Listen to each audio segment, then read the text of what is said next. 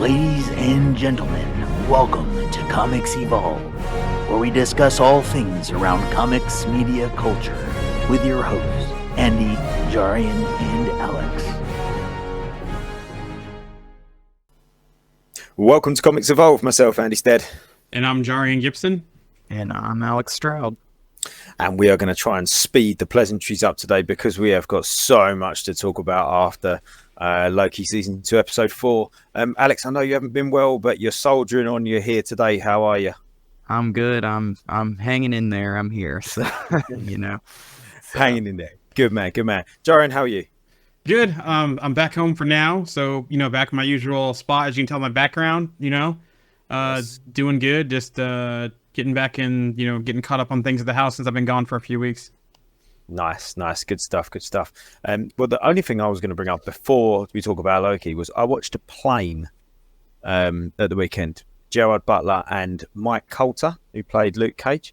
Mm-hmm. It's actually really good. Like, I like a Gerard Butler action movie anyway. Like, I loved all the Has Fallen series. They're just great. It's just great action. That's all. You know what you're getting. The lines are cheesy. The acting is what you'd expect. But there's some big guys in there. Aaron Eckhart and Angela Bassett was in there, and Morgan Freeman's in there, and obviously Gerard Butler himself. Some huge actors in there. But this Plane is great. And Mike Coulter, like I say, he played Luke Cage, and he was excellent in this. He's wouldn't necessarily say he's beefed up anymore, but he seems to have leaned out and packed on more muscle. He's always been a big guy, but he was quite muscular. And do you remember me saying that the only reason I kind of didn't like him as Luke Cage because he wasn't mean enough? Do you remember me saying he wasn't sort of sturdy? He was like quite soft. In this, he's really mean. Like, he's got this mean face. He's not a mean character necessarily. He's just got this like, I'm hard. Do you know what I mean? I'm hard as nails. And I was like, yes. There he is. There's Luke Cage, But good fun. Good bit of action. I actually watched Mike Coulter in a show, I think it was called Monsterland, not too long ago. And he has like just one episode, and it's about him like having his daughter go missing and him never giving up on his daughter, like never being found or anything. And man, he played like a very emotional role in that. And that was so weird to me because like I don't think I've ever seen Mike Coulter play a super emotional role. He did a really good job in that show as well. Yeah, I quite like him actually. Now I've seen him in something other than Luke Cage. I think I like him I like him more. Mm-hmm. He but was in a season of American Horror Story too. So really long time ago, like the third season. But cool. I've been wanting to see that movie, so I'm glad to hear that you liked it. It's good. It's good fun, Joey. It's good fun. You know what you're getting. It's quite predictable, I guess, but it's an action movie. Most action movies are predictable, aren't they? You want good action, you want a bit of suspense, and you get that. So you get exactly what you sign up for. Is what I look at it. You know what you're signing up for when you go in and watch one of those movies, and you get it. So that's great. Without any further ado, should we get on with this? Because we've got so much here to talk about after that episode of Loki. What a great episode. You guys will both know, and I think I've probably come across it. It's episode 2, episode 3. I was kind of like, I like it, and I'm watching it. And I really enjoyed the first episode. Loved it.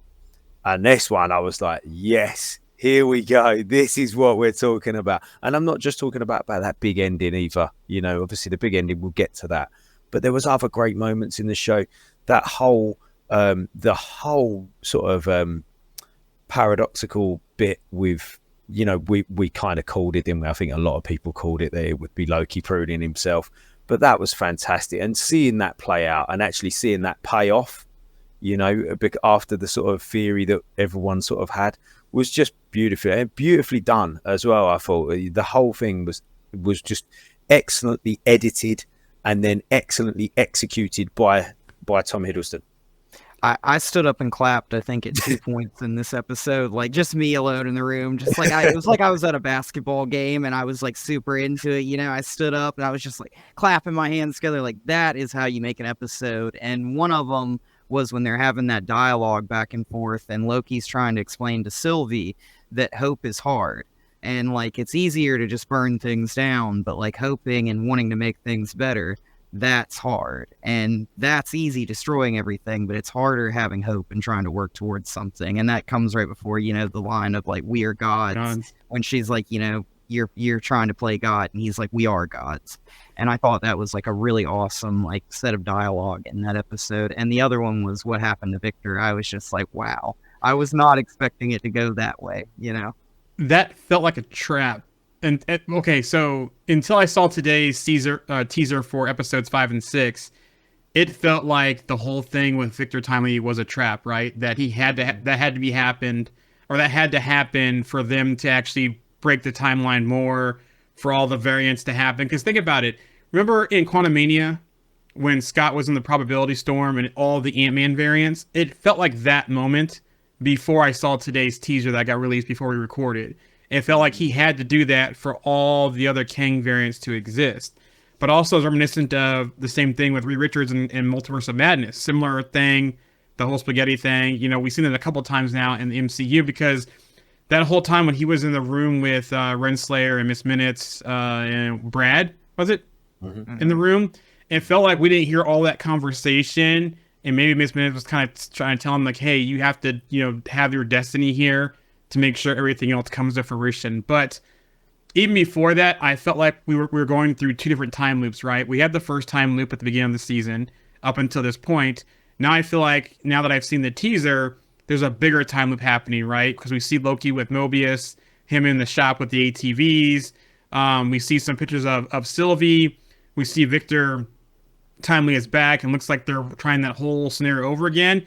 It's almost like we're about to experience the bigger full second time loop of season 2 before we, and the sacred timeline is still there, before we get that big fracture that we haven't seen yet in the sacred timeline, and then all the variants start popping out.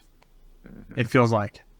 Yeah, like you say, there's that loop theme, isn't there? That he's running through this series quite heavily. Snake eating its own tail. Yeah, this is it. Yeah, we've had a couple of loops already. We've seen how the in episode 1, the OB and Loki conversation, where he goes back, he's time slipping, and the sort of the past affects the future and the future affects your past.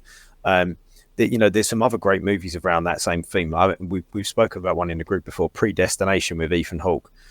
If you've not seen that movie, get out and watch that movie, because it kind of explains the whole. It's called the bootstrap paradox, where it's just this kind of constant loop, and a decision in the past affects the future, but then you have to come back round again to affect the future, and that's exactly what we're seeing now. So yeah, really, really, like you said, Joey, maybe we've got these small moments, these small loops, and then larger loops as well. Yeah, I mean, like, I don't know if either of you have ever watched the show 12 Monkeys. I know they made a movie. I have not seen the movie, but I watched the TV show, and it felt like that show had a lot of this, like, it was a constant spinning loop that you would think that the loop was completed, and somehow we would end up with them going to another point in time almost and messing with things and changing something else. And it was just like, you're almost like, when does this loop end? It's you don't really know that there was somebody there impacting another event until later on in the show that caused, even something in the past to go smoothly or something. It's very interesting how all that works. It is. There's lots of movies that like that. Looper does that. I think Interstellar does it a little bit as well. Oh yeah. And there was another one, Tenet as well. That kind of does it in a strange way as well. But I love all that kind of stuff. I think that's the greatest way to look at time travel. And I'm still thinking that I don't think that Timely going into the loom was a trap. I don't think he kind of knew what was going to happen, and maybe he kind of sensed that it was like, I think he was quite naive at that point. I still think he was quite naive, but I think he kind of knew that something would happen if he did it. And like you said, Joanne, maybe he had this kind of idea of what his destiny was, and his destiny was to go and do this, and that kicks off all of that's maybe his aura being put into all the timelines. Exactly. there was just a small little part of me that was like thinking to myself, what if this was all like part of a plan to like remove more variants from the equation, and this was like, you know, like that TV show 1,000 Ways to Die, but 1,000 Ways of Nathaniel Richards dying, where like we just see different variants of him like die throughout this show, or like, you know, a reference being killed. And like it was a weird kind of twist how Miss Minutes kind of just like jumped to like, we don't need him. Yep. Like, you know, like just out of nowhere, like she in the previous episode wanted to be with Victor, and then now she's like, you know, oh, we don't need him, we can just move on. And Miss Minutes got really evil and psychotic in this episode. Like, well, yeah, that moment, that was unreal. I mean, her face, I mean, like Renslayer didn't really want to do it, but she just kind of went along with it. Miss Minutes wanted to do that. Oh, she was smiling. She enjoyed it. Yeah. She was like Ultron on another level at that point. Yeah, for sure. Like I think, like I said to you, didn't I, Joe? Like, I think like Ultron did what he had to do. Like he felt like he had to do. It was necessary. Yeah. Yes, this is it. Where Miss Minutes is almost like fun for her, you know. But I do still think that she's playing a game for like He Who Remains his game, because she does say to Timely, "You'll never be him." Yeah. At one point. So I still think that this is He Who Remains his ultimate plan to like complete that loop. But going back to something you was just saying, Alex, obviously that's like the third time we're told like Kang is this like, oh, he's the big bad and he's gonna, you know, we've seen him die 3 times already. We've seen him die in Quantum Mania, Loki season 1, and we've seen him die again. Like, all we're seeing him is just like, we're just seeing him die all the time.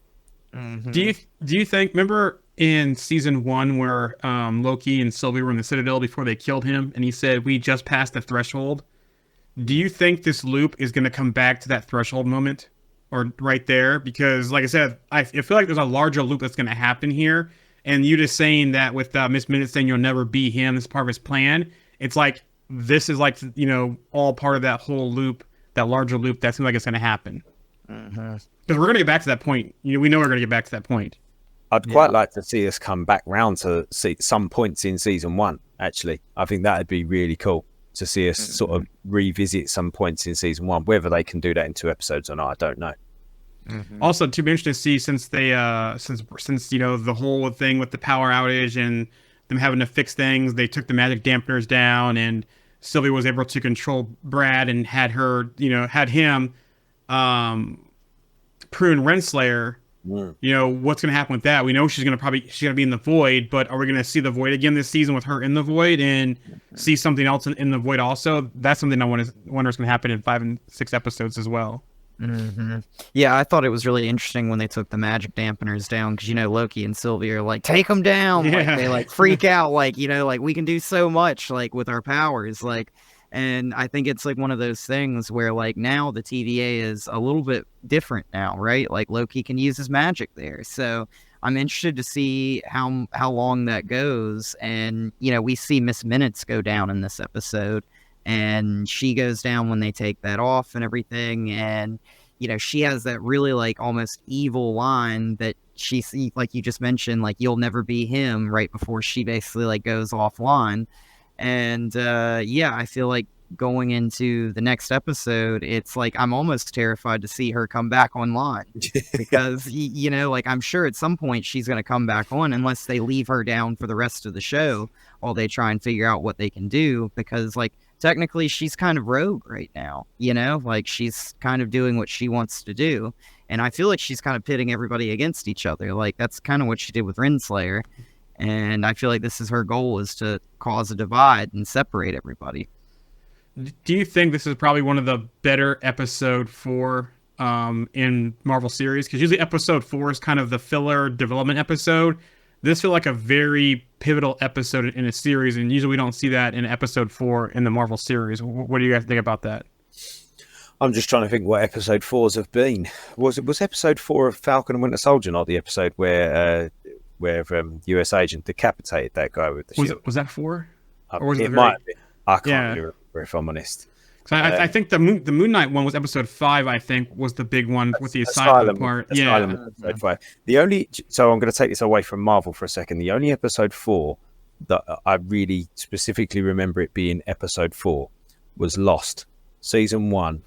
of season 1, episode 4 of Lost, and that was the season you found out that Locke. That was the episode you found out that Locke was in a wheelchair.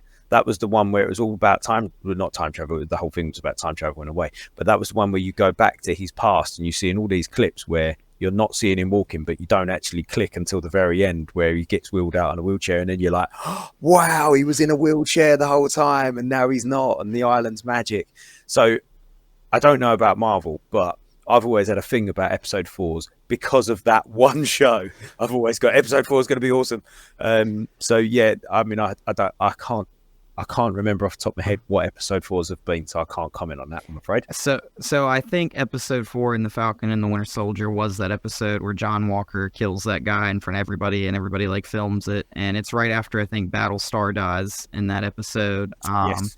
His partner or whatever, and John Walker just snaps and jumps out the window and chases him down. That was a great episode 4. But I think this was one of the best episode 4s of probably any Marvel show, and probably one of the best episodes of any Marvel show I've seen, to be honest. Yeah, I agree. I mean, I'd have to watch it again. I mean, I really enjoy it. I mean, you guys know I'm not the hugest fan of Moon Knight. I didn't dislike it, but it certainly wasn't my favourite. But that episode, Asylum, was without a doubt one of the best things I've seen on television for a long time. So I'm not sure where this would sit against that, but it's there or thereabouts. Mm-hmm. Yeah, I think Moon Knight would have been a lot better if they made the connection with Rama Tut and instead of not doing that. I think that would have brought things more whole. But yeah, I have to go back and watch that Asylum episode, but I still think it's one of the big things there. So in the episodes or in the series. My favorite episode of Moon Knight was when he fights that jackal and impales it on that steeple. Yeah, man, yeah. I thought that was awesome. And I was like, man, like if this is just like a little bit of taste of like what we're going to get in the future of this show, then like, man, I'm all for it. And then I did not feel like the rest of that show went with that same kind of energy almost to me. So I felt like, that was like, that's one of my favorite moments in a Marvel TV show I've seen, because it's just so awesome and like epic, and it's kind of dark. And, like, I don't really feel like we kind of got that same kind of momentum I felt like in the rest of that show. So that's why I was not disappointed by Moon Knight, but, I just don't really know how I feel about it. So Yeah, I get you. So bringing it back to Loki, we see obviously the ending. Yeah. So this big flash at the end, the TVA's blown up, the loom's blown up. And as we said, Jarian, there was this... trailer released for the last 2 episodes, although it did have some footage from the first 4 episodes in it. Or is that a loop, though? Is that part of the loop we're going to see happen?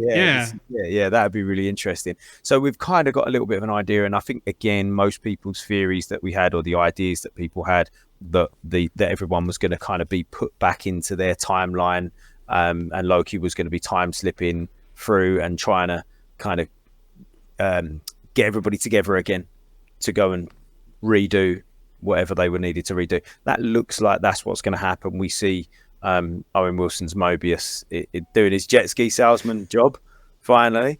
We see B-15 as she looks like a doctor or a nurse or something like along those lines. Or she an actress, because look at she was in Brad's time.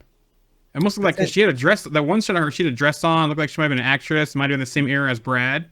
Yeah, potentially, yes. Yeah, there was I did see a movie clip there, and then we saw Casey as well, who looked like he was sort of a prisoner somewhere, or maybe sort of struggling in some sort of situation. That's going to be really interesting, because his character's almost comic relief to the whole show, isn't he? And he's very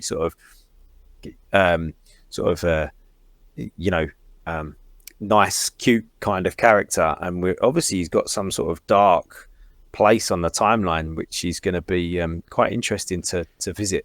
This probably won't happen, but it would be a complete mind screw if Casey ends up in the asylum where Moon Knight was.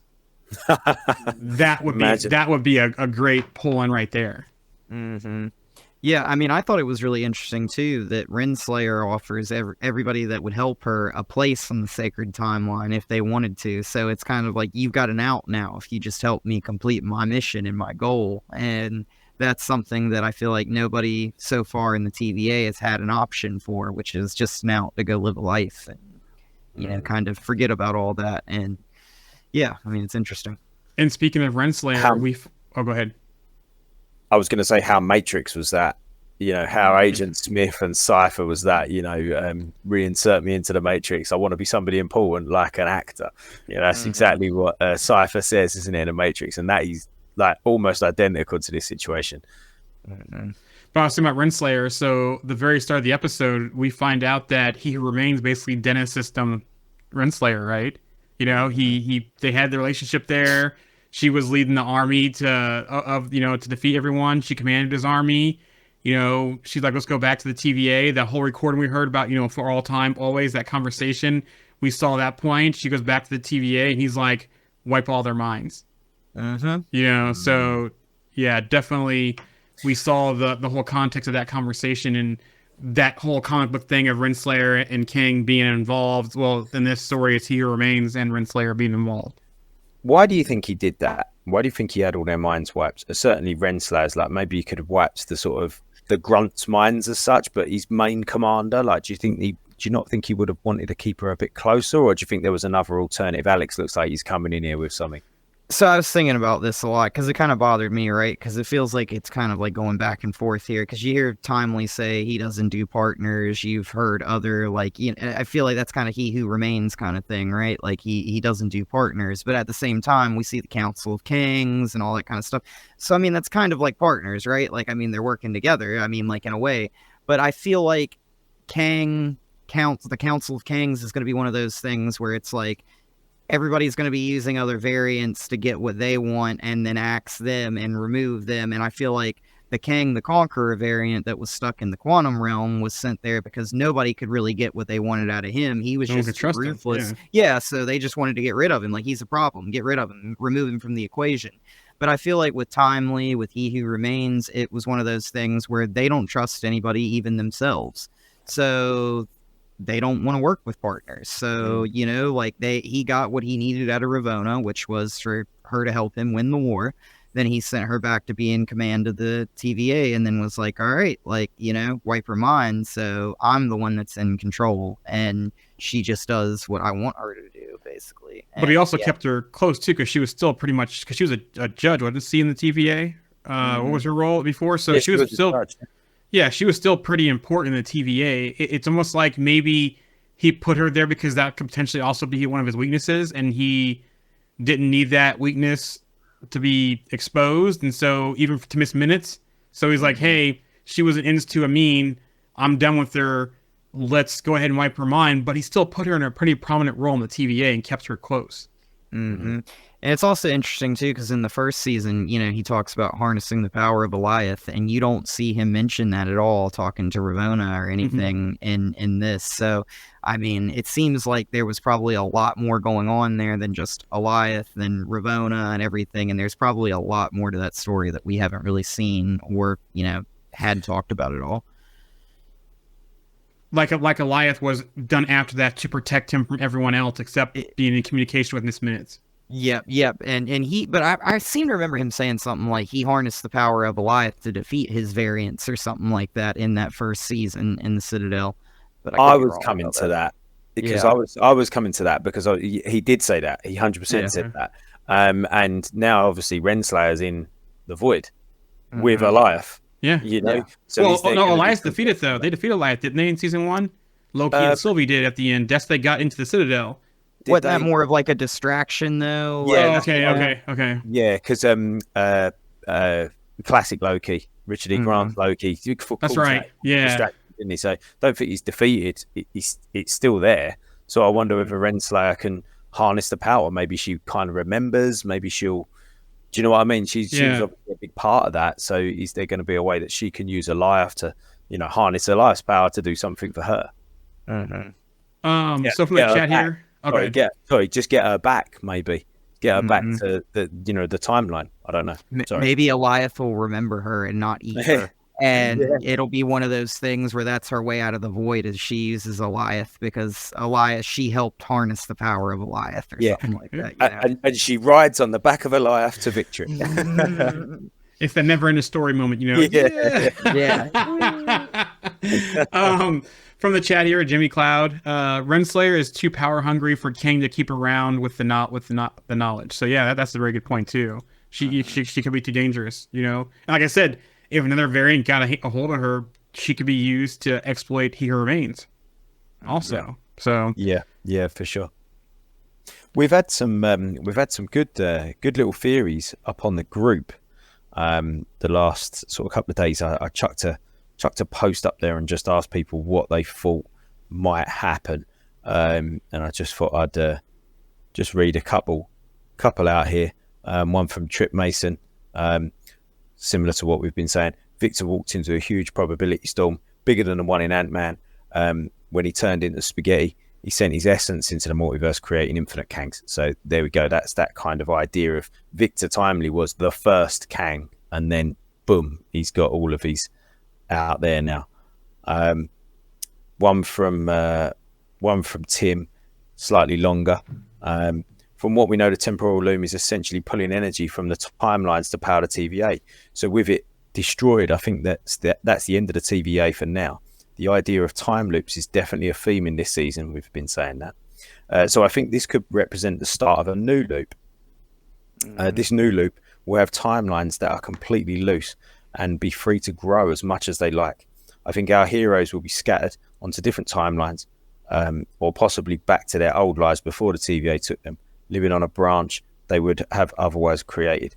The trailer footage we haven't seen yet would suggest that Loki starts time slipping again, but I'm not sure why that would happen to just him, or maybe it does happen to all of them. He goes on there to say another couple of bits, but another good little theory there. Somebody asks, I'm wondering what the point of Doc's bombing the timelines was. Was it just a failed attempt at pruning to save the loom, or buy them more time? And it was as simple as that. That's a good idea. I think it probably was to try and save the loom. I think Docs looks like she really does care about the TVA. You know, she avoided Renslayer's pass their offer, didn't she? Mm-hmm. Yeah, and I also think it's really weird that, we see what happened to Loki in this episode. Like, he was pruned by himself, and that was what happened in the first episode that had to happen so he could get yanked back out of the loom. Maybe the thing with Victor is like a reverse of that situation, where we saw Loki have to be pruned so he could go back. And I mean, this is kind of like one of those things where maybe Victor, like you guys said, is spread amongst, and it's almost like a reverse of that situation, which is interesting because we see that situation kind of play out still in this episode.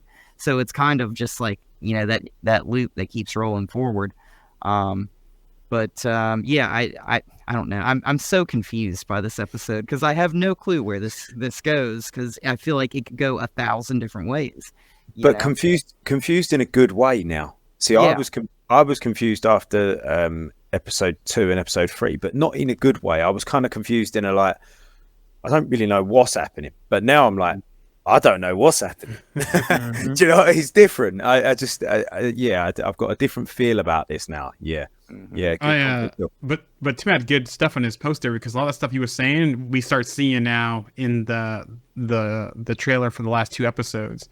Yeah. Also, too, I think it was Tim that might have had the question about the quantum realm, and is there like a quantum realm for every timeline, or one quantum realm? And it looks like it's only a single quantum realm, because they ejected the Conqueror into the quantum realm, and that's where we saw Scott and Jan and everyone else from that timeline. So it's almost like the quantum realm could be across timelines, and it could be that singular thing that also could tie them together. Maybe it's like a sub level of the TVA even could be. I almost feel like it's the space between universes. Like, it's that could be what connects all the universes, so you could almost say the quantum realm could be almost like part of the loom, like part of the sacred timeline almost, like it's like part of that. So does it feel, just talking in more generalizations now, does it feel like this episode or this show, and certainly this last episode, has just kind of started pulling this phase together a little bit? I think so. Yeah. All of a sudden, you just started seeing things, and you're like, okay, I can kind of see what's happening now. And then this last episode has really started to galvanize this phase.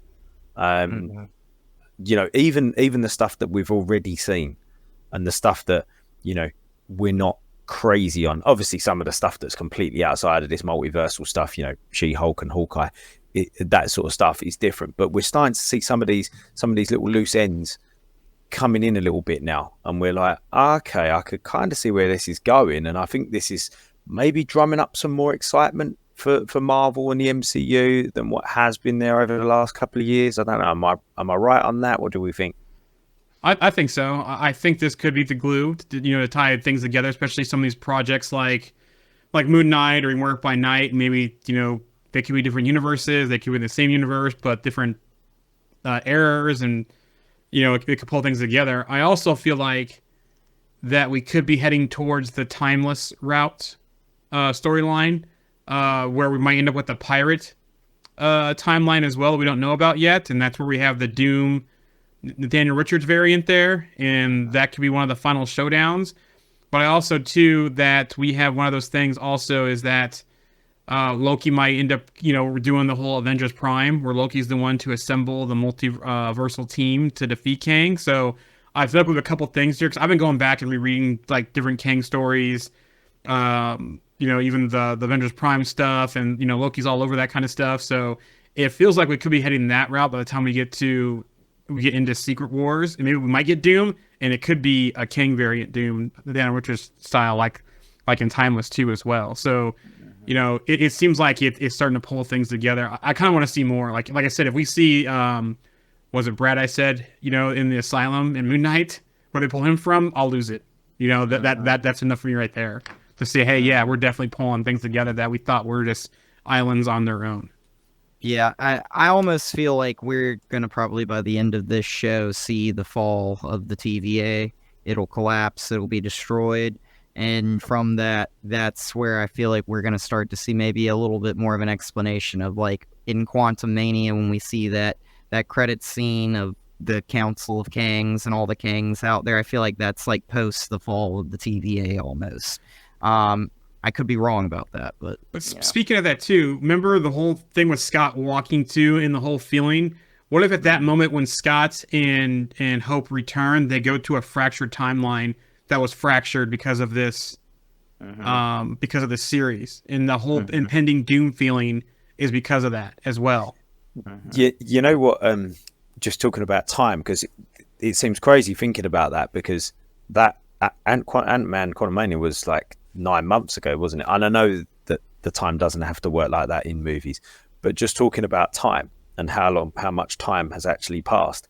Renslayer says to Docs, she said, I'm paraphrasing, I've been gone a matter of days and this place is falling apart.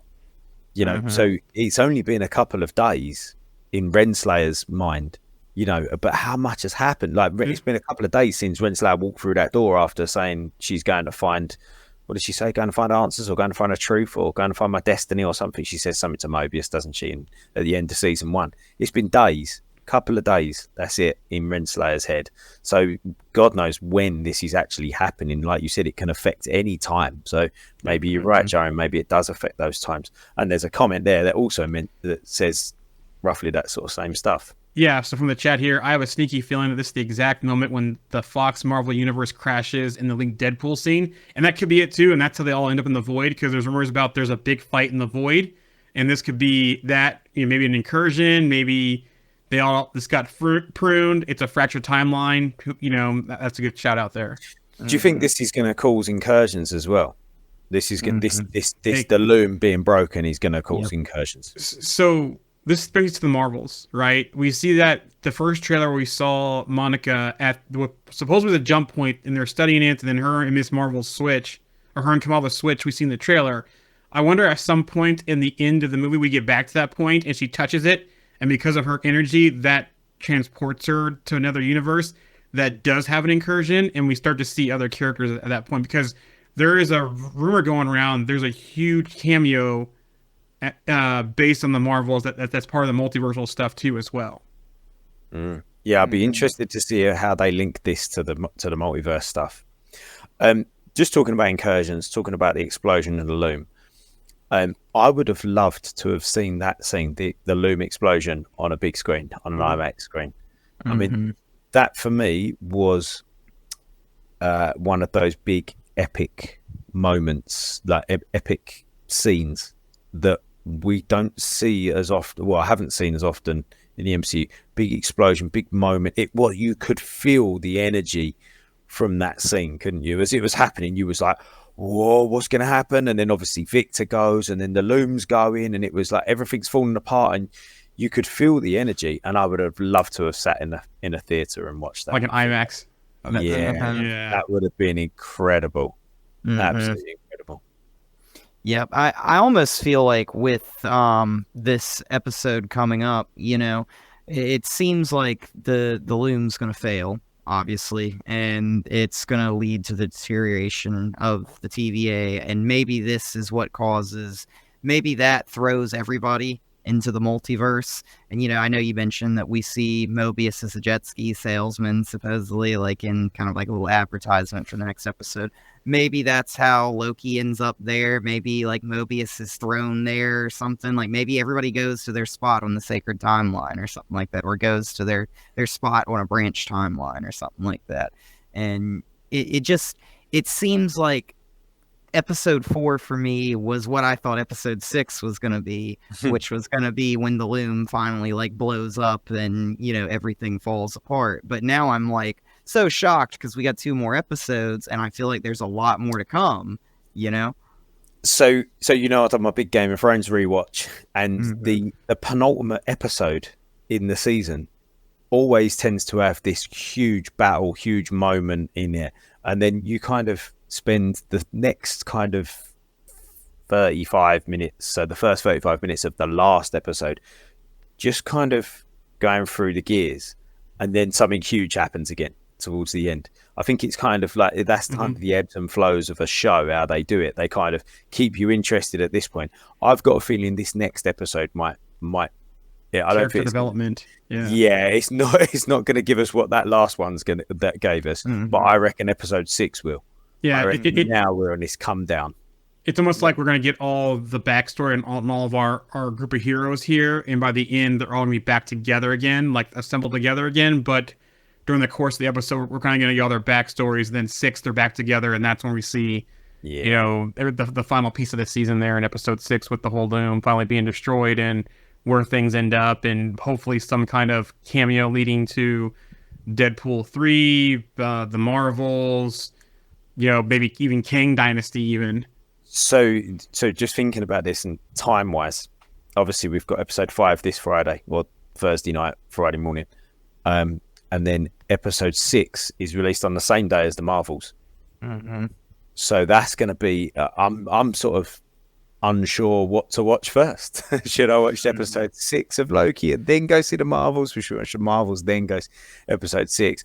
I don't know. I haven't decided yet, but it'll be interesting to see if there is any play in there. There was a rumor out there. I don't know whether Jarian's got it on his list of news or rumors this week that there might potentially be a Kang variant showing up at some stage in the Marvels post credits or end credits. Something like that, but I haven't heard of Kang, but the rumor I've heard is going to be an actor is being brought back that was wasted in a role previously, and it's related to X-Men. So this, if it's related to X-Men, I'm not going to say it on here because I don't want to potentially say any spoilers. But one person comes to mind if it's X-Men. Okay. All right. Now let's get this conversation in our side chat. You know what I'm talking about. I'm not going to say that because I don't want to spoil it here for anybody. We can talk offline if it's true. Any final thoughts on? I mean, we could talk about it all night, but we've got to kind of wrap it up at some point so we can get through some news and rumors. But any final thoughts on Loki season 2, episode 4? I feel like this is such a pick your poison situation that they're in right now, because it's like they want, obviously, the multiverse to be able to have all these people exist. When timelines were pruned, they were like, those were billions of people. They were upset about that loss. However, the loom can't take it. So if you remove the loom out of the equation, then we end up with all these variants of Kang and Nathaniel Richards. And, it's like one of those things where it's like, which one's worse? Like the multiverse just going nuts, and then the creation of all these variants of Nathaniel Richards, or we try and prune everything and we have to kill billions to try and stop one person almost from becoming like a threat to everything. And so it's like a pick your poison type situation, and I feel like that's what we're working up to here, and we're going to see at the end of the show what they end up having to do. And it may not be a choice of, there is maybe no return at this point for them. There maybe is no return for, say, the temporal loom or whatever. It may have gotten too big of an issue and it can't go back now. And yeah. But at some point we're gonna have to get back to that though, because like you said, this is all gonna be a big circle. They're gonna have the multiversal war. They're gonna get back, to that. He Remains is gonna end up back in the Citadel at some point. So it seems like we're gonna go through that whole big loop as his phase goes through and concludes. Or maybe not. Maybe we end up with one timeline. My big theory here is this ends up with Loki replacing the He Who Remains at the very end of all this, and Loki becomes like the person sitting at the Citadel at the end of time, almost like after all this stuff with the TVA, after all this stuff with Secret Wars and everything. And I feel like that kind of would put Loki in that position where, he never really had the throne of Asgard like he wanted, but he got something more important, which was like the throne of the TVA overlooking the timelines to make sure that people like, Kang the Conqueror never come about, basically. Which, speaking of that, I think we've seen all the variants on that one poster except for one. King Loki. We have not seen him yet in the series. I think you might be somewhere there, right there, Alex. And then Jarian, you said something else that I think is probably correct. We're just going to get one timeline after all of this. When I say all of this, I mean after Secret Wars. It's just going to end up. We're going to have one stream, and all these other streams are going to be pruned, or going to have incursions, or going to be destroyed, or bombed, or whatever you want to call it. And we're going to end up with one stream, one time. And Loki will be looking over that one time to make sure that nothing goes wrong and there's no branches, and we just got one time. Yep. And I mean, Loki recognizes now that the TVA it needs to be there as a defense, which first season he was like, this place is like a monster. How can this exist? And now he's like, almost like, we need this. We need this to stop Kang the Conqueror or He Who Remains or whoever. He Who Remains was right, and even Loki, a god, was terrified of just a mortal person. So it's it's one of those situations where I think Loki almost accepts his role as the head of the throne for the TVA as almost like a surrogate for never having the throne of Asgard. It'd be very fitting because that's a very far more important role, I feel like, to me, than being the king of Asgard, being the one who monitors the timelines and makes sure, and that could be his glorious purpose, which is to make sure Kang the Conqueror never comes about. And speaking of the Conqueror too, I wonder if we get more backstory on the Council at some point. I wonder that's going to be maybe Kang Dynasty. I also want to see, how did King the Conqueror, because we got a little bit of backstory in Quantumania about the Conqueror, and we saw the Council officially and that kind of stuff. But I wonder if we're going to get any more of that, if that's going to be more in the Kang Dynasty. We see all that, all that piece of that. Also wonder too, is the Conqueror really dead? Did that really happen? Was it trickery? I still think there's some kind of trickery at the end of Quantumania. I also think maybe too that maybe he ends up becoming the Beyonder at some point. I think, Alex, you made a comment. Do you think that Loki could possibly, because of the radiation, become Molecule Man possibly in the MCU? Or the surrogate form?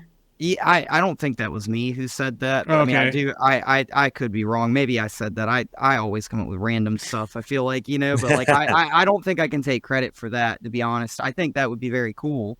Because, we've heard that idea pitched about Wanda being, the Molecule Man replacement and everything. But, this Loki seems special in comparison to all the other ones. And I feel like he has a big role in everything going forward. And for the life of me, I'm just not really, ready to give up that I think Loki's going to die by the end of all this. I feel like it would be, very, great if they wanted to end Tom Hiddleston's role and make him go out with a bang, but I just feel like you don't have to. You could just put him away at the end of time. And he could just pop out at random times, and everybody would love that. And he could Tom Hiddleston could play that role for another 10 or 15 years if he wanted to, and nobody would like bat an eye or be upset about that. But you don't have to have him in everything anymore. Yeah, he'll almost have to make a sacrifice to sit at the end of time to keep the time stream, you know, to that one timeline going okay, and then we won't have to see him again, like you said, because he will have to sit at the end of time. So they can get away with not killing him, but almost him making this sort of, I'm gonna have to go and live here forever.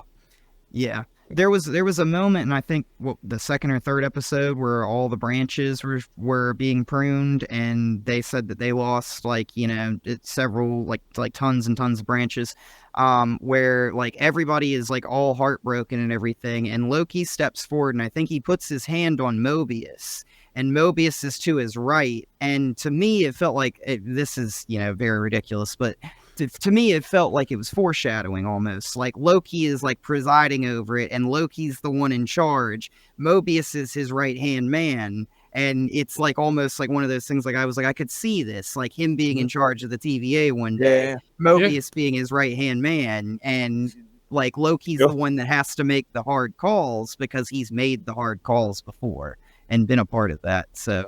Yeah, so where's that leave Sylvie, though? Do you think she goes back happy to her timeline in Oklahoma, or do you think that she's part of that sacrifice where he has to actually, they end up having to battle and he has to defeat her? I would hope, like we saw in the end of the first season, He Who Remains offered both of them the chance to sit at the end of time and replace him. And I would like to see her not be killed, but I feel like she's going to have that, like, she's going to butt heads with probably Loki again. She seems to be very stubborn and like kind of going against like, whatever he wants to do. And it seems like this version of Loki's changed almost a little bit. He's talking about hope and things, and he's talking about like events in the past where he like lived and acted through like an emotional state rather than like a calculated one. And the whole Thor 1 reference he did with her too. Yeah. Yeah, he certainly learned his lessons, hasn't he?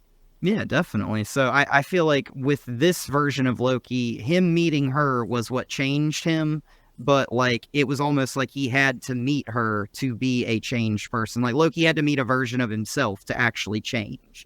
And that's why like with her, like maybe she changes from meeting him, but I feel like that's what differentiates them from all the other Lokis except for the ones in the Void, which is they don't really meet like anybody that changes them deep down unless it's a variant of themselves. And then they see how like bullheaded and stubborn they can be sometimes, and how they like Loki watched himself get killed by Thanos, for hiding the Tesseract. And like, like it's one of those things where it's like, he worked with Thanos in the first movie to try and take over Earth.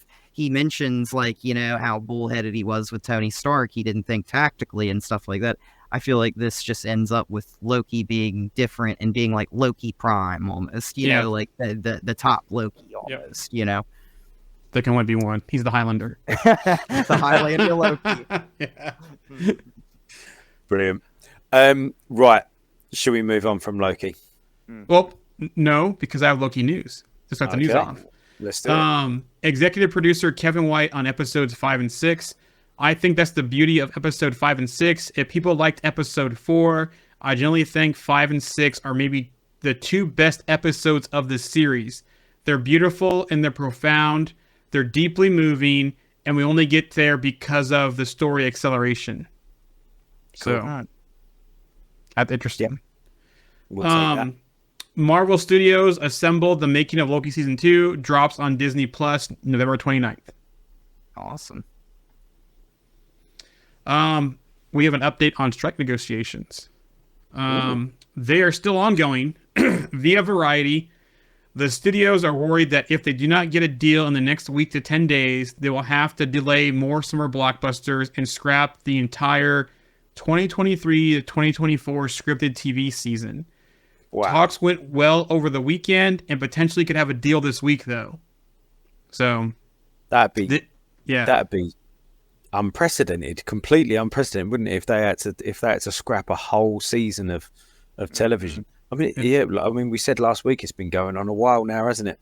Yeah, and I feel like now we're probably like starting to feel the effects a little bit more. Like I watch American Horror Story and they just came out with 5 episodes of that show, and I think there's like 2 episodes left, but those episodes are on hold until all this is over. So I don't even know when those episodes are going to come out. And like it's like in my head it's like wow, like it's almost like a question mark on the release date for those. So I feel like that's going to happen a lot now, and a lot of things are going to change, and this could impact Marvel movies, and make some dates change as well. So, And speaking of that too, I do have an updated thing here I'll talk about as well as far as release schedule. okay. But the one thing right now, the hang up with talks is the AI stuff. Just like the AI was a big deal in the writers one, there's still hang-ups on the AI stuff for the actors and how they can use that and making sure they don't find any loopholes for the future. But as of today, the upcoming Hunger Games prequel, that the Ballad of the whatever of Snakes and Songbirds, they gave them permission to actually promote the film, which is interesting. And so far, that's the only film I've heard of. I'm just like, well, if they're allowing them to promote that one, why can't they do the Marvels? Why can't they do Aquaman and the Lost Kingdom? Why can't they do some of these other big films that are coming up, especially the Marvels too? I don't understand that one. So yeah. And I feel like actors promoting films is such a large part of the promotional material for movies and even TV shows, honestly. Like, you get the people that are a big part of the movie, of the show, to go out there and talk about it, talk about like what it means to them, what they thought of making it, like how it's like impacted them, yada yada yada, and it's really good because it helps like give almost like a more dimensional view of the show and get people more enticed to come and watch this.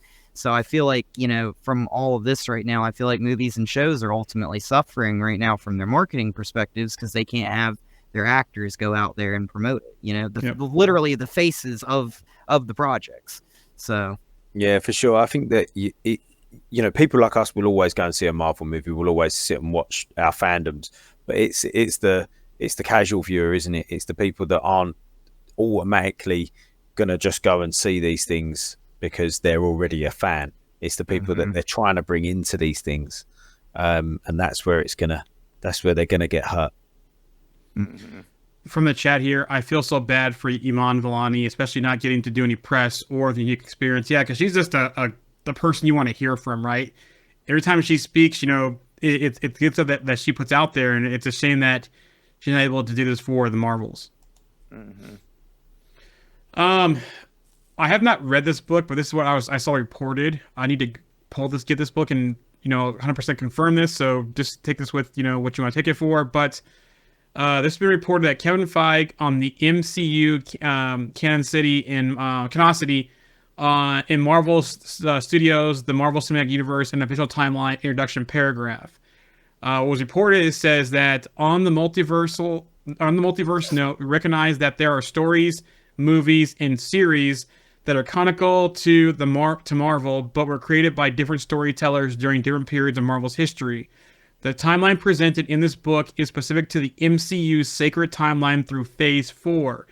But as we move forward and dive deeper into the multiverse saga, you never know when timelines may just crash or converge. Hint, hint, spoiler alert.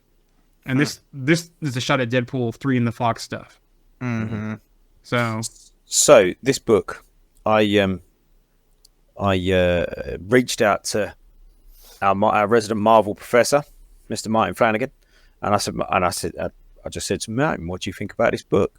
And he come back and he said he hadn't actually seen it, but she's a writer. The lady is a writer for The Ringer, who I remember getting into. This is what Martin says. Who I remember getting in touch with me for something once, but being pretty flaky. He's almost certain that was her. It has a couple of solid names recommending it, like Douglas Woke. Doesn't look like an academic book like his book was. So in some ways, not really picking up where their book left off. He said, looks entertaining though, pretty solid enough for me to order a copy for their library at his university. And he just said he's had a quick look of a few pages, looks very behind the scenes about the people, etc., screenwriters, which was something we didn't do, nor were interested in. Maybe we'll be a little bit more like the style of Sean Ho applied in the Untold Story, which he really likes, by the way. So that was Martin's views on it. Might be interesting, actually, to once maybe we could have a read or have a little look at some of the pages and try and work a little bit out about it, and then maybe get Martin on to discuss that book. Yeah, definitely. I know Jimmy Cloud from the group, she has a copy of it, and I was going to ping her about it. With everything going on, I didn't have time to ping her about that, but I know she has a copy of it, though. So I might have to grab a copy as well, because that was like a 2-year pre-order, wasn't it? A long pre-order for that book? Yeah, so it was a long wait for it. So, but yeah, it sounds like that line from Feig was a direct shot at the Fox stuff, and I wonder if that applies to anything in Netflix series as well. But, you know, we all know that Daredevil is not connected to the same Daredevil, but they could pull stuff in from that Daredevil, so who knows? You know, it's kind of funny, too, because Feige worked on the Fox X-Men stuff. So, you know, maybe him getting to destroy it, if he chooses to do so, is kind of like him, you know, just kind of getting a little bit of like, I wasn't really happy with some stuff in there. So now I get to just kind of, you know, just remove it and get rid of it, you know? Well, speaking of that, too, there's been some reports that he wasn't happy because he couldn't use those stories and those characters when the MCU started. So that speaks right to that point you made there. So... we have a release schedule as of 10/27. So as of last week, this is December or October 27th. Deadpool has not moved officially. It's been reported, but it has not been moved yet. So it's still on for May 3rd, 2024. Captain America: Brave New World is still on for July 26, 2024. The Thunderbolts are still on for December 20th, 2024 right now. Blade is still there for February 2nd, 2025. Fantastic Four, May 2nd, 2025. There's an untitled Marvel film in February 13th, 2026. Avengers King Dynasty, May 1st, 2026. Untitled Marvel film, July 24th, 2026. Untitled Marvel film, November 6, 2026. And the last one on the list is Secret Wars, May 7th, 2027. So you're looking at 4 films potentially in 2026, 3 in 24, 2 in 2025, and 1 in 2027 right now. 2027, I can't even comprehend how far away that is. And another thing, I mean, I know you mentioned Blade, but Blade, they don't even have a finished script for right now, right? Well, they're probably back to work on it because the writer's thing is over, so they're probably working on that right now. Okay. I didn't think that Thunderbolts had a finished script either. So I didn't think it did. Yeah. So it's almost like you have to accelerate both Blade and Thunderbolts. At least even Thunderbolts is probably the priority right now, I bet, because of the end of next year. You have like basically a year to finish the script, do pre-production, production, and post-production, and market it by next Christmas, pretty much. So that'd be interesting to see if they can do that or not. But yeah, Blade could still make that date since the strike is over, because you pretty much have a year and a quarter, pretty much, to get that done. So Blade could still happen. My only fear is they won't have enough time to try and maintain some of these dates, and they'll try and like keep, you know, on a lot of these deadlines, and it may impact these projects a little bit. They may not be as, I guess, as good as they wanted them to be. That's my only fear. From the chat here, I guess this is involved to the Marvel book that we're talking about. Scarlet Witch won't stay dead. No way. Now the reports on that is that the Scarlet Witch stopped herself, the whole Darkhold, the magic, and all that kind of stuff. It says Scarlet Witch. Doesn't mean that Wanda Maximoff is dead. The Scarlet Witch could be done. But they could still bring back Wanda Maximoff. So, but it also doesn't say she died, and this is how things just completely snowball out of control on the internet. Right? It actually says, I think the words that they use, it says, brought down Mount Wundagore, ending 2 threats to the multiverse. Yep. That's all it said. It didn't say killing the Scarlet Witch. It didn't say the Scarlet Witch died. And then these stupid little graphics that people get, oh, it says that Scarlet Witch died. No, it didn't. It said that it ended a threat to the multiverse. It didn't say she died. And now somebody might be able to, because I haven't read the book, somebody might say, actually, Andy, look, under there it says, and then she died. But it says Scarlet Witch. Either way, if she stopped the threat or she's dead, Scarlet Witch can be be but we still have Wanda Maximoff. So it's 2 different things there. Yeah, that's because she was really become the Scarlet Witch really until WandaVision. Yeah. So they choose their words very carefully in these things, you know. Yeah, and I mean the other thing you got to think about too is we've seen one of her variants in the MCU now, so like it doesn't even have to be like the 616 Wanda could have died, but 838 Wanda's still out there. You know, we could have another Scarlet Witch that comes about. You know, we've seen one timeline's Wanda, but there's other ones we already know there is. So exactly, maybe we see another one. So back on the schedule stuff, again, Deadpool 3 and Captain America Brave New World.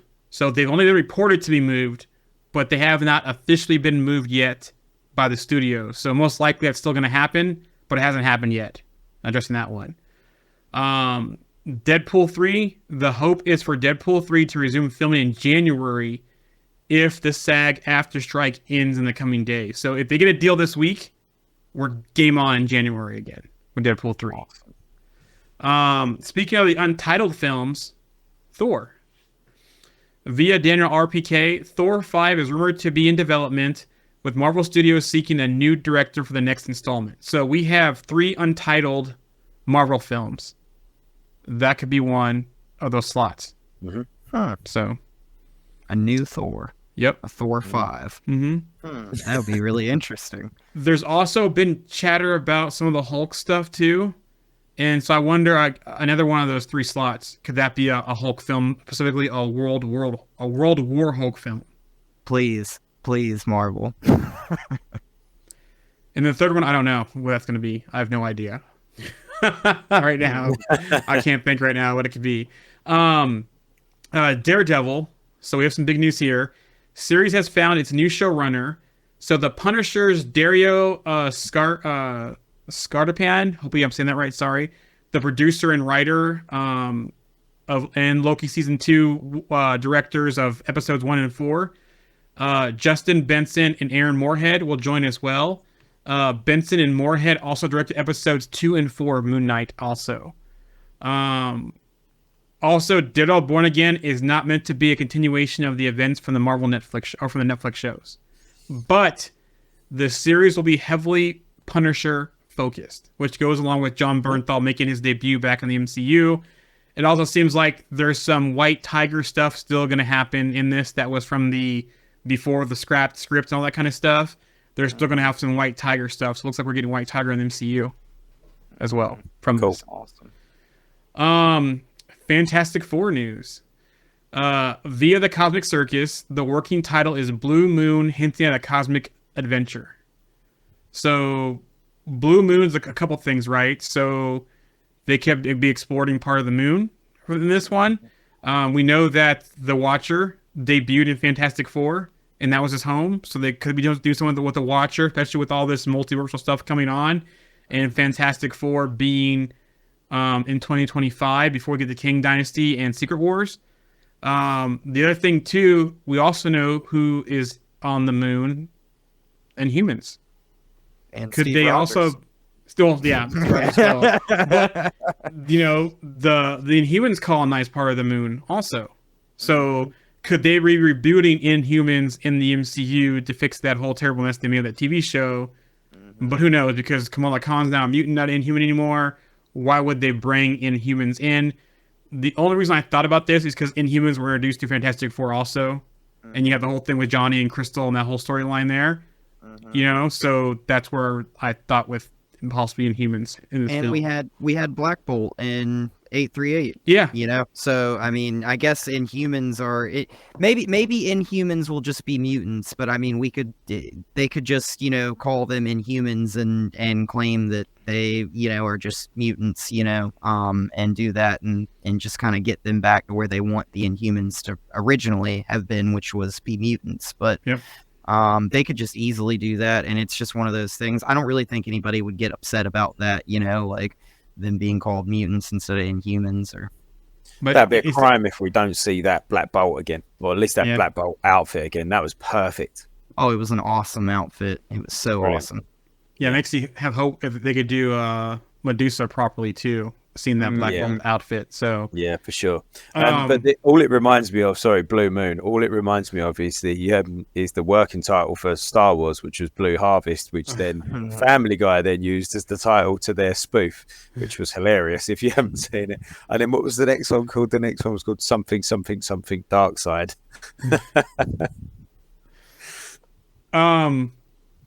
we have rumored cast offers as well too via Daniel RPK. Jake Gyllenhaal, Reed Richards, Vanessa Kirby, Sue Storm, Joseph Quinn, Johnny Storm, Ebon Moss Bacharach, Ben Grimm. Now, I was laughing when I saw this because when I saw this posted, I was like, so when Galactic shows up, we can see Reed said, "Oh yeah, this is an Avengers level event." Like he said, as Mysterio in Far From Home. So yeah. But yeah, I'm all for it. We've seen this happen before. We've seen it with Gemma Chan, Chan. She played in Captain Marvel. She played what starts with an M? Minerva. Minerva. Yeah, and now she's Cersei in the Eternals. So there's been this happened. She's probably the biggest one that's changed roles like that in the MCU. But we've seen it before, so why not? Mysterio is dead, I guess. So yeah, I feel like that Joseph Quinn is an interesting casting as Johnny Storm because like everybody loved him in Stranger Things, and I really liked him. And after watching him in Stranger Things, like I put on the group not too long ago that I'd love to see him play Pyro. Ironically, like as a mutant, I thought that would be cool. Like see him play Pyro, but like him as Johnny Storm, I think that's kind of a similar type character. It's not the same, obviously. Human Torch and Pyro are not the same, but I feel like it's kind of like a hot-headed character, and he could definitely play that role. I think this is a pretty good cast. Jake Gyllenhaal, I'm just struggling with that one as Reed Richards. I don't know why, but I could see it because he's played some interesting roles. And some of the roles he's played, I think he could bring that all together. And it's also being talked about this could be a cosmic adventure too. So I could see him with that. He's had some pretty good range in his roles. From Donnie Darko all the way up until playing Mysterio. So I think he can be Reed Richards. It's going to be a different one than we've seen before. I don't think it's going to be similar to what we saw with Iron Crawford. Iron Crawford or Miles Teller. It might be more of the one we saw in Multiverse of Madness style. Maybe, but I think he can pull it off. I still think after watching Top Gun Maverick, Miles Teller should go and give it another go. Yeah, like now he's become a man. I think he looks much more like a Reed Richards than he did when he was younger. Yeah. Fantastic Four is such a hard casting, like to do all four of them. I mean, I honestly think this is like one of the most important castings of probably the entire MCU.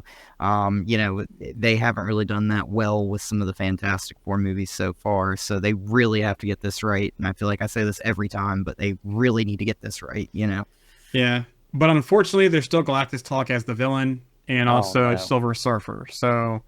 Yeah, I'm just like, you have so many ways you can go up this film. Honestly, it's a tease of Galactus, but not a battle with Galactus. That's fine. The Surfer can show up, that kind of stuff. That's fine. I'm sorry, not the Silver Surfer. There's gonna be a Herald of Galactus, and it might be one of the female heralds. It is some of the rumors. So not Silver Surfer. So maybe we get some backstory on Galactus. Maybe we get like a tease of him, but we don't get Galactus full on until later on. And maybe Galactus is the key to beating Kang in the multiverse. Who knows? They pull Galactus in, he eats Battle World. I don't know. But I'm hoping they bring some other villains in from the Fantastic Four because you have all kinds of villains you can pull in before you get to Galactus. Even if it's just them, like I said, Reed being the villain for most of the movie, Lost in Space style, the Maker. And by the end, well, that would play into this whole loop idea, wouldn't it? Yep. I almost feel like I know y'all have probably seen the first Incredibles movie, but I always feel like the Incredibles are just like the Fantastic Four to me. I mean, they all have pretty similar powers, except for instead of a Human Torch, you have a speedster. But just that different people have different powers and Yeah. whatnot. But yeah, I mean, like, I feel like in that first movie we had the Underminer, and that's kind of like a shout out to Mole Man from Marvel. And I would love to see a Fantastic Four just fight somebody like Mole Man, like right off the bat. I know it's like not like a big bad villain that's too crazy, but you know what? Like, start them off with like fighting Mole Man in the 60s or something, Yeah, and bring him to the Puppetmaster. future or something. Yeah, something like that. So I just think it would be cool. Yeah, two things they can't do right away is they can't do Psycho Man. I'm sorry, they can do Psycho Man, but they can't do Annihilus yet because you need that's a big event for Annihilus to be done. You got to build up to it. And you shouldn't do Galactus yet. Those would be two things you can build up to. Psycho Man, is kind of a higher one than like Mole Man or Puppetmaster, but you could still do Psycho Man, especially with the tease we got in Quantumania about the Subatomica by Janet. Maybe that's where they're lost at, and they're trying to get out of there. And Psycho Man is the threat for the movie. But if they did do, say, Galactus in a Fantastic Four movie with a different Herald, maybe that is the reason why he loses that Herald, and then they could do a special presentation where Galactus goes and finds, like, Zen-La, and then Silver Surfer makes the deal, and they do that as, like, a little special presentation thing. That one, too. Yeah, and then they don't have to do, like, a repeat of that second Fantastic Four movie where, Silver Surfer comes to Earth fighting for Galactus and everything. And people are all upset about you can't change Silver Surfer to a female. I'm like, there's been a couple of female heralds, if I remember correctly. There's been a ton of heralds. Yeah, there's been a couple. There's been quite a few heralds. Yeah. I don't think they should change the Silver Surfer to a female, but they can choose a female herald. Yeah, exactly. There has been female heralds, hasn't there? You know what would be cool though? Dar-Benn, right? So Dar-Benn is the villain of the Marvels. Yeah. She gets defeated but doesn't die. She wants to, right now they're calling Carol the Annihilator right now because of her destroying worlds. So what's the ultimate way to come back into the fold where she gets defeated and Galactus finds her and Dar-Benn becomes that herald of Galactus for the first one. And doesn't she have some relation to Ronan in this movie or something like that? Isn't that right? Yeah, she has the hammer, and looks like they show some stuff. But we'll talk about the Marvels next too, because the new teaser does show some things. But when we saw Ronan in the MCU, he wanted the Power Stone, like in Guardians of the Galaxy. So maybe she could go to Galactus looking for more power. Exactly. And, or she gets defeated, he finds her, and they make a deal, that kind of stuff. But I think Dar-Benn would be a great person. I know she's not from the comics as a herald, but if they don't kill her in the Marvels, she could slide in as that initial herald. Definitely. So very cool idea.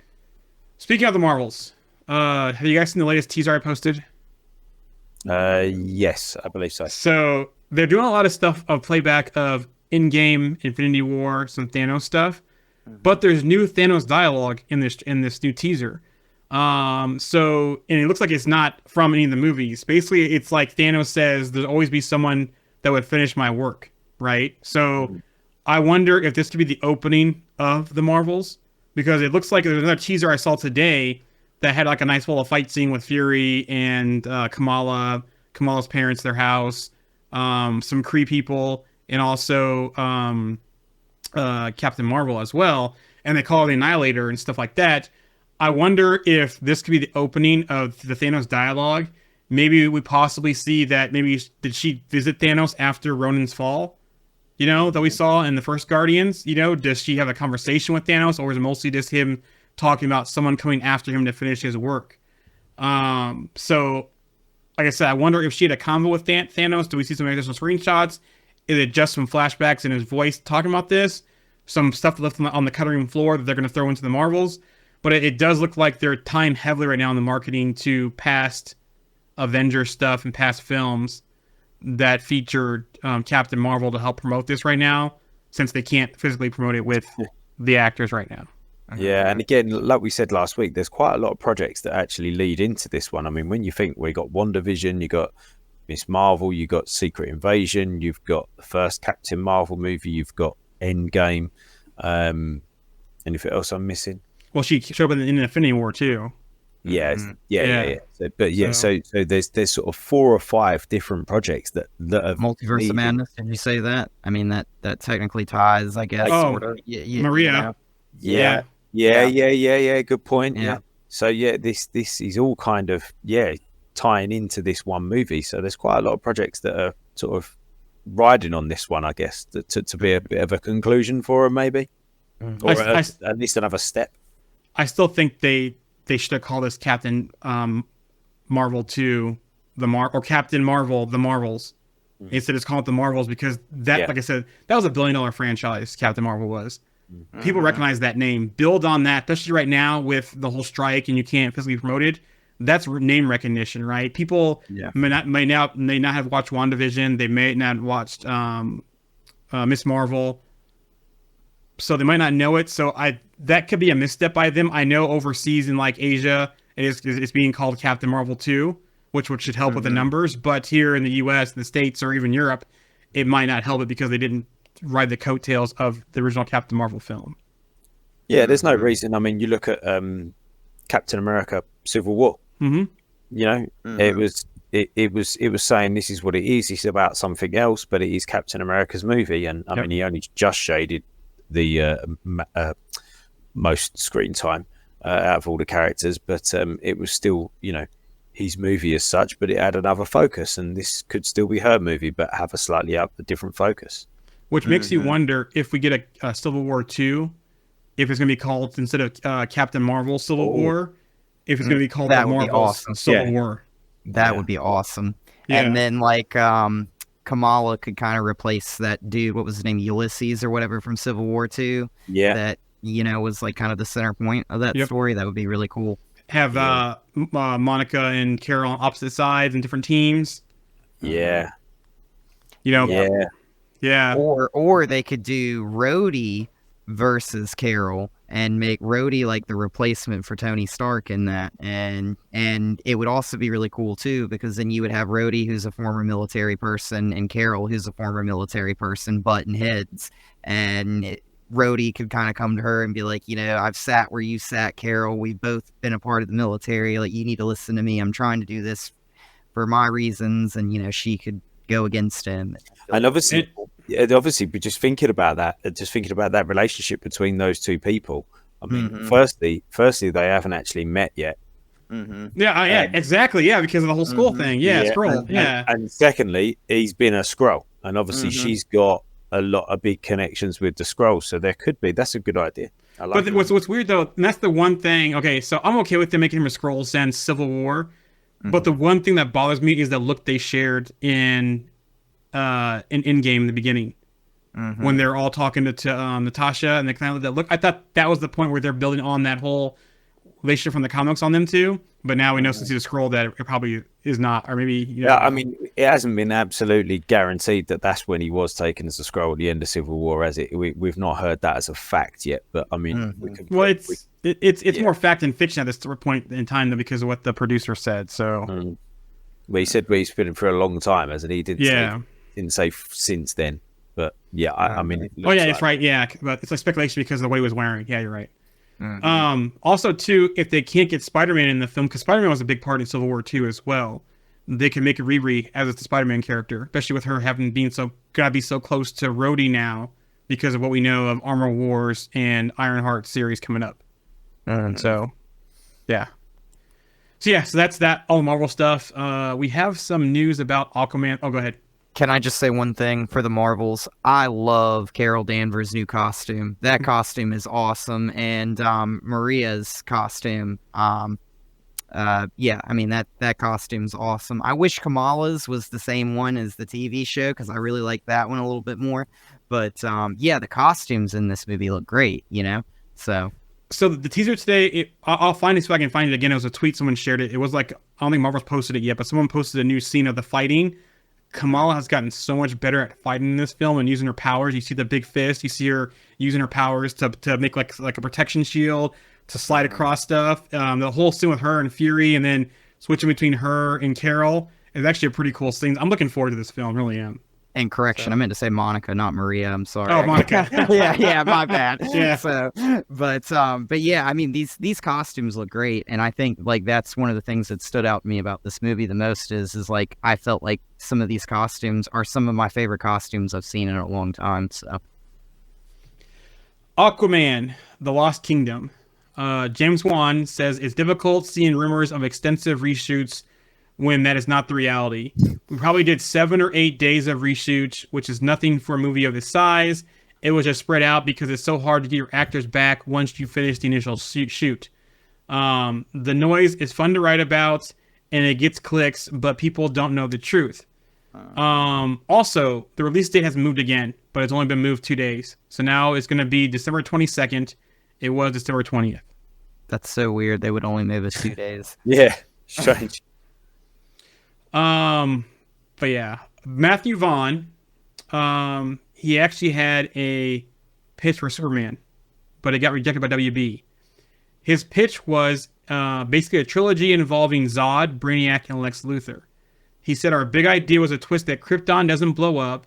It does eventually. The dad was right. He just got his timing wrong. But again, it was rejected by WB. Brainiac is so overdue. I mean, we need a good Brainiac movie of Superman fighting Brainiac, and oh man, it is just we should have had that movie so long ago. And you know, I honestly feel like if we don't get that in some future Superman movie in this new DCU, then you know, they need to go ahead and start writing that script right now. Yeah, they did it in Supergirl and they did it in the Crisis stuff, but it wasn't the same. Yeah, I mean, Brainiac's such a hard character to do, and you really need a big CGI budget, I feel like, for that character, you know? And you can do so much with Brainiac, and you can tie that all the way back to Krypton and everything. And yeah, I mean, that's just such a great Superman villain. I would love to see him on the big screen. Invincible news. Via Variety, Robert Kirkman says the live-action adaptation of Invincible is still in the script development stage. Huh. Is that a good or a bad?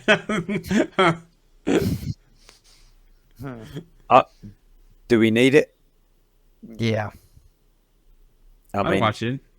I'd watch it, but I quite like it as a cartoon. Yeah. I wonder if they're going to bring what's his name to play the voices, the one dude to play him in live action. Wait, who are we talking about? J.K. Simmons? Yeah, J.K. Simmons, yes. Oh, yeah. J.K. Yeah, Simmons. I mean, he does kind of look like Omni-Man, doesn't he? Yeah. You know? Like, I mean, I don't know. Like, it's so interesting, though. Like, I feel like it's just like The Boys in live action, you know? As gruesome as that cartoon is and the comics, like, it's just kind of like is this going to be on Amazon, I take it, then? Yeah, like yep. a movie? Like a Don't be live action surprised. movie on Amazon? I won't be surprised. Or they dual release like they just did with Five Nights at Freddy's, where that was Peacock and theater. So I mean, they could just put the people on that make The Boys on this, and I feel like they would probably do a good job with it. I mean, The Boys universe is pretty solid, you know. Gen V's been great, so like, you know, for that alone, you know, they could totally. Gen V is just quality. I absolutely love it. yeah, we're gonna have to do another episode on that one on this the recap of the season. The guy was a puppet at the time, though. Brilliant. Carry on. So yeah, but that's Invincible. Looks like they're gonna do a live action movie. I think the season's going to be coming here pretty soon, next month. 3rd November next week. This week. Was it this week's? Oh yeah, it's November this week. Yeah, it's November, not tomorrow. The day after. Yeah. The last couple weeks are kind of a blur, man. Ghostbusters. The next Ghostbuster film is called Ghostbusters: Frozen Empire, and I guess there's already a test screening happening as well. I didn't know they had the film done for it or anything, but I guess I saw something about one of the usual people saying something about a test screening coming up soon for it also. So I'm like, how'd you guys get? I'm like, did they already film all this stuff and had it done already? Yeah. I'm like, between the strike, the 2 strikes going on, it's like, how that test screening already? I mean, where's the name of it? There are way too many Ghostbusters movies. I mean, like, I feel like they just never end, you know? Like, how many are they up to now? I feel like there's been probably, at least... There's only been, I bet, 4. Well, there's the 3 from the original ones, right? No, two from the original ones. Yeah. Then there was the remake. Hemsworth. Yeah, there was that one. Then there was this last one that ties to the original two. That was a third one. So yeah, there's four. This would be the fifth one, won't it? Yeah. This would be the fifth one. And I actually find Afterlife. Afterlife was actually I good. actually like how it tied everything together. Yeah, the end bit as well was a very touching tribute to Harold Ramis. Actually, I thought it was really well done. I wonder if this Frozen Empire is going to tie into that same one as the first two and the last and Afterlife. If this is going to be the following Afterlife, or is it going to be a reboot? So, yeah, reboot everything. Reboot everything. Yeah. Speaking of reboots, last piece of news I have for today is we are getting a Highlander reboot. And guess who? Yes, we are getting a Highlander reboot. Henry Cavill is aboard to star as a Scottish swordsman. He is going to be MacLeod. Yes, Connor MacLeod, Henry Cavill. To watch a bit more. Need to go back and watch Highlander again. It's been a long time since I've watched any Highlander, but yeah, okay. I thought it was pretty cool though. Like it was in the final film, they crossed over the TV show with the movie series, and they had the two Highlanders from both, and then the one sacrificed himself for the movie one, the TV one. He sacrificed himself for the movie one, and then he became the final one. It's like they resurrected him as well a couple times. Yeah, there's all kinds of Highlanders. So I used to watch them as a kid. Talking about movies and programs that have got too many of them. Yeah, do we really need another Highlander? But John Wilk filmmaker Chad Stahelski is set to direct it. So maybe we'll get in the style of John Wick meets Highlander type style. Okay. But yeah, Henry. I don't know if I guess from The Witcher, I guess you could see Henry Cavill as the Highlander. Kind of a typecast there. Yeah. I was gonna say Connor MacLeod, but it's gonna be sad. No Sean Connery. I love Sean Connery's role in the original film. So yeah. Is that a lot? Is it? That's it. Are we done? That's a wrap. Well, we spoke for a long time about Loki episode 4, but I think it deserved it. I think it needed unpacking in the way we did it, so that was cool. Looking forward to next week already. We'll have another great episode of Loki to talk about, hopefully. Jaren, where can they get us before we go? Yep, if you want to catch us live, you can catch us on Twitter, but we don't do the chat, so make your way over to the Facebook page or one of the Facebook groups, to Trovo, to Quick, or Twitch, or YouTube. And also we have the Instagram and Threads that we post, and TikTok that we post clips or things about like our daily dose or our agree or disagree conversations to kind of get people to come join the group for conversations around that kind of stuff. So, yeah. Awesome. Great job. We'll see you next week, guys. Take care. See ya.